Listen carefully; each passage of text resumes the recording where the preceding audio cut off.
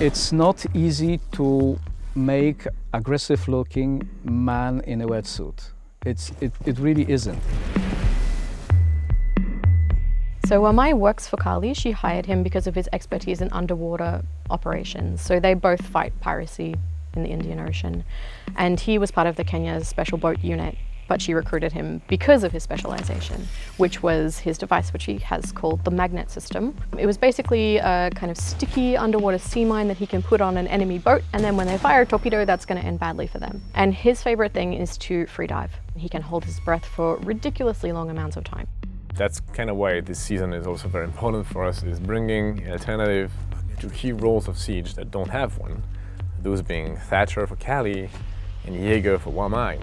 We are not protected. There is one aspect of Jaeger that we don't entirely like, and it's the fact that it cancels gameplay. And Wamai, on the other hand, is gonna grab your utility and shift them in times and space. It's gonna displace this, distort what you intend to do. There were other options to how to do this. And one of them being a device that instead of attracting the grenade and exploding on spot, Wamai would throw it back at you.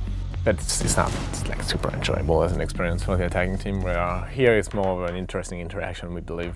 And the other option that we actually tried is, instead of detonating, it like pacifies it so that you can go to your device, pick it up, and then throw it yourself at the enemy team. But the biggest problem is you realize very soon that if you track a grenade between you and them, that place is usually a no man's land where you don't want to go. So if you see this grenade being attracted by the device and you want to go get it to throw it back at them, you're gonna die most likely. So that's why we didn't went with that idea. We do lineups of all the variations of the character that we do, and Greg comes to our desks and looks at this. As he was walking to my desk, I had this revelation. Maybe I just put pants as a neoprene diving suit. Everything else is regular, but pants like that. And this is the one he picked. All the other ones took a week and a half, 2 weeks, 3 weeks, meticulous research, and down to what the Kenyan forces would use as a camouflage, which is DPM variant. We added the flippers on the thigh to reinforce the notion that yes, he's a frogman, and he puts it not on his back like they usually do, which puts it on the thigh, which is not very tactical but doable. I tried it, it's not. But these are the clues, the cues rather, tell the character's story before even knowing him. Lots of challenges here. Working on making sure it would not be oppressive, so working on finding a comfortable ADS time while still preventing you from being too aggressive with it. The rate of fire needed to be tweaked so that you can still enjoy playing the weapon and not spend half of your run reloading, but nonetheless, if you miss your shot and someone takes the risk to fight back, they should win most of the time. The gun is a bigger movement away from Siege and something new.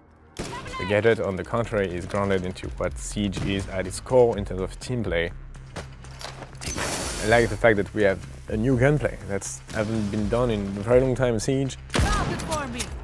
The fact that we are bringing a gadget that is, to me, a cornerstone of what Siege is when it comes to the interaction between attack and defense. And this whole character, that Kali is badass, like so much, and I love that. She is the daughter of a pharmaceutical billionaire. She tried to join the military, and in fact she did join the military, but then she found out that women were not allowed in combat roles. So she paid some people. She got this same training as the special ops, and then she started her own company and went, well, if you don't want to let me do that as a citizen, I'm going to do it as a private enterprise. And you guys need me and you don't know it yet, but you're going to pay me for it. One thing that I wanted to make sure when I was designing it is to make sure that all that stuff doesn't look handmade. It looks like properly manufactured, but it's like the latest thing. Visually, I may come up with some things that, I just thought, oh, this could look cool. And then they look at it and like, oh, maybe this could give us some insight into what her personality is. Like on the back view, I just decided, oh, it'd be cool to have like a bullet wound, like a scar from a bullet wound. Greg passed like, oh yeah, this is cool. This could be, and it could have like a nice backstory.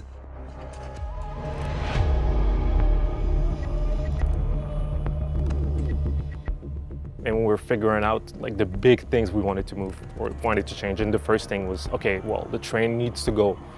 And we tried to figure out a way to keep the train, but there was no way to properly like execute it. So we figured out, okay, let's just remove the train, And it's gonna make the map smaller. We're gonna merge the two buildings. It's gonna be cool, maybe. We're gonna try it out. We tried it out and it ended up working. Obviously, also the hunted section, we wanted to change everything about it. That's one of my favorite things about this job, is being able to do these reworks. Doesn't mean that it's easy to change. It just means that it's really fun. And for players, we want to keep the map like the original flavor, the layout as close as possible as the original. So it's a very, very big challenge.